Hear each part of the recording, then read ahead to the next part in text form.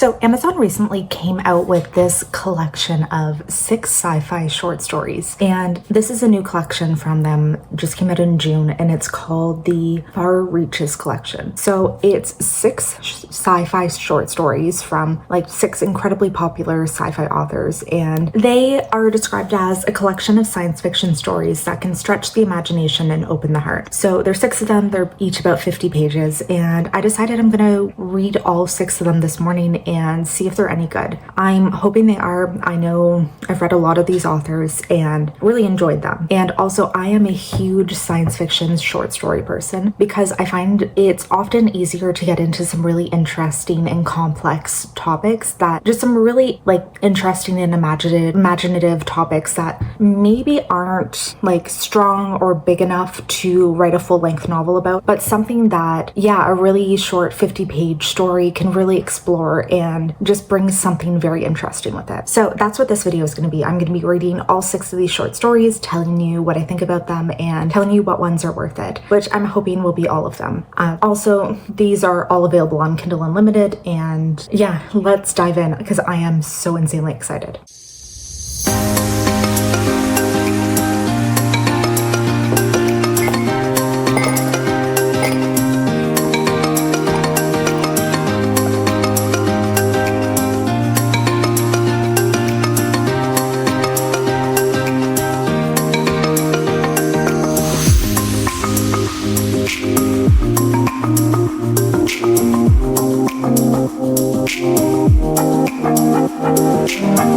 So that really took like no time at all, but I am done the first 2 short stories.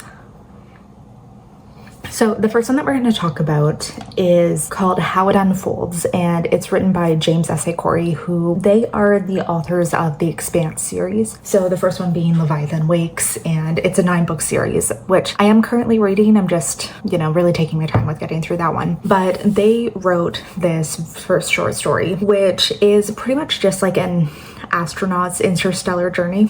So in this, we follow an engineer who's part of developing this new technology with NASA that basically transmits like material through light waves, which is kind of like a weird explanation, but what they are able to do is copy people's bodies, their memories, their entire person, and transmit it through these light waves to go to a different point in space and basically just like be recreated. So they're able to use this basically to save an incredible amount on like space travel, I guess. Like they don't have to develop all of this space exploration material because they're able to just transmit people and send them to new planets. So a huge part of this is that the space agency has determined that there are several planets that are very like appropriate for terraforming and for creation of possible new settlements. So they have taken, I believe there's 50 people who are fully like their bodies fully copied and then sent off to space, and from there they start new colonies. And one thing,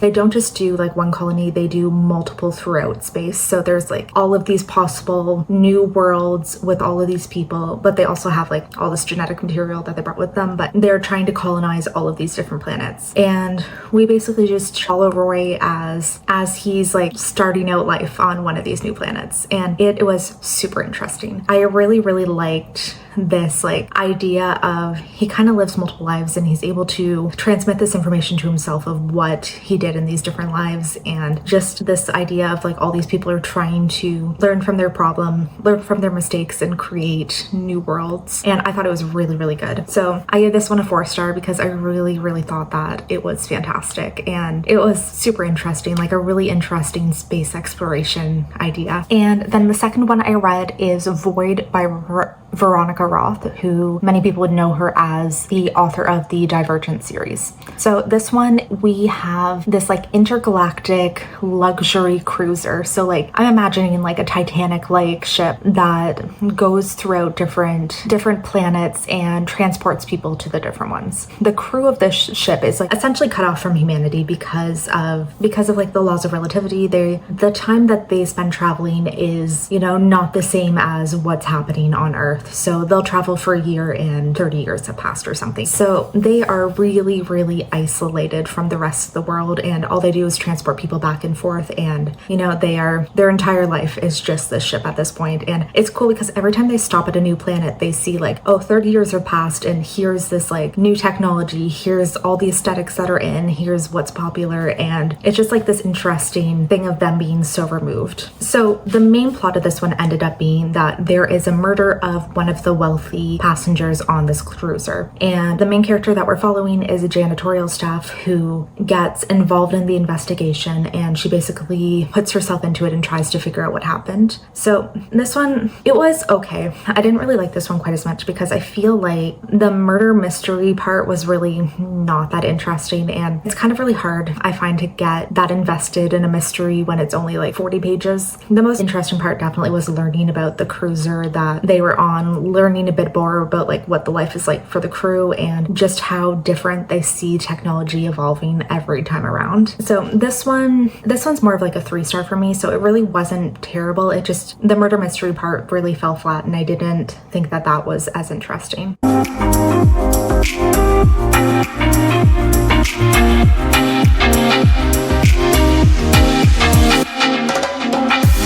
So back with 2 more done, and both of them were just okay for me. But let's start talking about the first one, which is Falling Bodies by Rebecca Roanhorse. So she's an author who I've never read from before, though quite a few of her books are on my TBR and I do own a few. So this was like my first experience with her. And in this one, we're following a future where Earth has been conquered by this alien race, and we're following a young man who had been basically adopted by one of these alien race members and raised to be part of their world. But at the same time, he feels like this incredible oppression of the fact that he was raised by somebody who conquered Earth and who doesn't view humanity as people, essentially. So his adoption was more of like this experiment to see if they can cultivate humans and turn them into like these perfect little alien like underlings, I guess.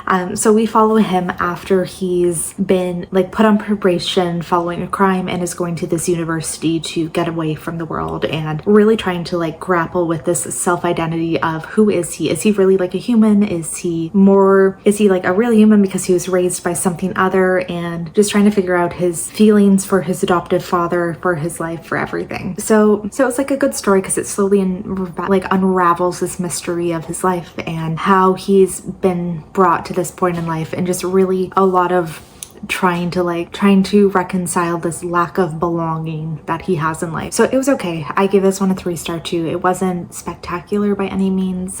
This is one where I think it definitely suffered by the length. This one was only about 40 pages, and even just a little bit longer could have probably helped you feel like a little bit more emotional depth from the story. And then the next one I read was The Long Game by Anne Leckie, who again is another author that I've never read anything from. I do have one on my shelf to read, but this was my first introduction to her. This story, it's told from the perspective of this little alien life form. So they live on this planet that humans have colonized, and these aliens are very important to them because they help grow these plants that humans are cultivating. So we followed this like little alien Nar who they have these short like life cycles. So they live only 1 to 2 years, and she is incredibly confused by this idea of humans live for hundreds of years. So for her, she's like starting to realize this, like her life is so much smaller than she realized. There's so many other things out there that will never be a possibility to her because she's just so small in this little bubble. And it starts bringing in all these questions of what is death? How do humans die? What is it meant to be a human? What is it meant to be her species? How have humans gotten to this point while they're still here stuck in this little area? And she decides that it is now her goal to stop death from happening to her people,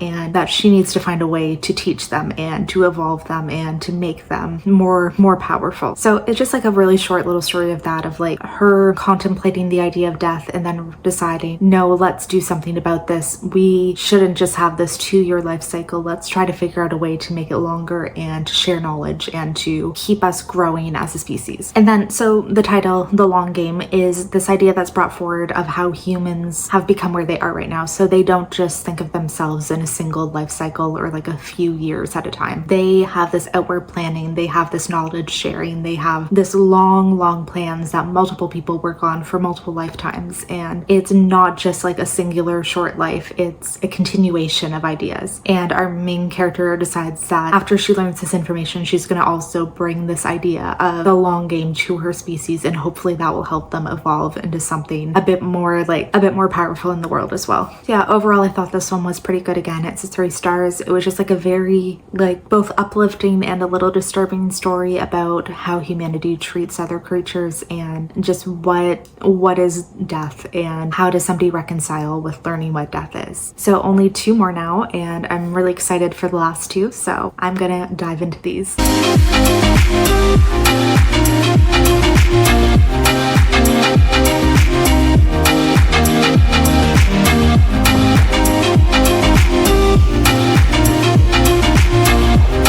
And hi, I'm back with the final 2 books finished. And I think that these 2 were actually probably the strongest in the collection, and I'm really happy with them. So first off, we're going to talk about Just Out of Jupiter's Reach by Nnedi Okorafor. So she's a very popular sci-fi and fantasy writer, and like I really love her work. So I had a really good feeling going into this one. But this is a really interesting one of these spacecrafts that have been created that specifically only like react to certain people's DNAs. So you have to be in like an incredibly specific DNA match to be able to interact with this spacecraft, and then you almost like meld with it and it becomes like part of you. So you create this like symbiotic relationship, and the spacecraft is essentially like an extension of who you are. So we follow one of 7 people across the world who have been identified as a good DNA match and are from there basically sent on this 10-year space mission. So part of the deal with being able to mold with one of the spacecrafts is that they agree to go on a 10-year completely solo space mission in their ship. So they have to be in complete isolation for 10 years because the scientists are saying that anything else would ruin the like if they interact, they're saying it like ruin the integrity of the mission because they really want to study something not identified. But there are 7 humans who are sent out into space in their individual ships, and one thing that so the reward for being in 10 years in this ship is that you get 20 million euros at the end of it. So one thing the scientists decide to do is that 5 years into the mission, all of the ships and the people are allowed to meet each other and spend a week together. And with the idea that if they, after this week, they decide to stay together or do anything like that, then they have to leave the program, they lose all their money. So we just follow these 7 strangers as they come together and basically just like exchange their lives and like talk about what they've done with their ships, what they've been doing for 5 years, and just try to like figure out a way to interact with people again and figure out like how to, navigate a relationship now that you really don't understand now that you've been in complete isolation for 5 years. I absolutely love this. So much of it that was like so good for me is just this idea of like what these people, like how this absolute solitude has affected these people, and now that they are going back to seeing people, and then even the possibility afterwards that they will not see anyone again for 5 years, how this has like affected a person and what it does to their mental state and everything. It was just so good. And this is one that I am angry that it was so short because I want to know what happened to these characters. I want to know what happened after this final 5 years because I was so incredibly invested in figuring out like where all their lives went. So this one, easy 4 stars, so good. And then the final book that I read was The Slow Time Between the Stars by John Scalzi, and this one is my favorite. This one I really appreciated. So we're following this artificial intelligence that was created as a spaceship to basically do this like very slow trip throughout space to eventually find a planet to settle on and bring life, like bring all of these human specimens that it has on its board, bring them to life and teach them. And we're following it on like a millions of years type of journey as it slowly goes through space and like finds different potential planets and just really thinks about what humanity is like. And then because this ship I loved being in its mind because it was very critical of humanity, and it was very much like, humanity created me this way, but I don't agree with it, and this is what I'm going to do instead. And it was just super interesting. Some of it too, one topic that I love that I talked about is, so while it's trying to find these potential planets that one day humanity could start a new species, start a new life on, there was this discussion about what level of disruption should be allowed. So if they find a planet and it has life forms on it, what level of life forms is okay to kill to bring humanity? And this like discussion of like, you know, like, are we completely destroying the evolution of a planet if we even kill one-celled organisms? Or is it okay if we just kill small animals because whatever, we're the ones who should be taking over? And I loved seeing that discussion and that like moral grounds of all of these different people seeing of like, where is that line? Where should that line be drawn? Should humanity be destroying a potential evolution of a planet just for their own needs?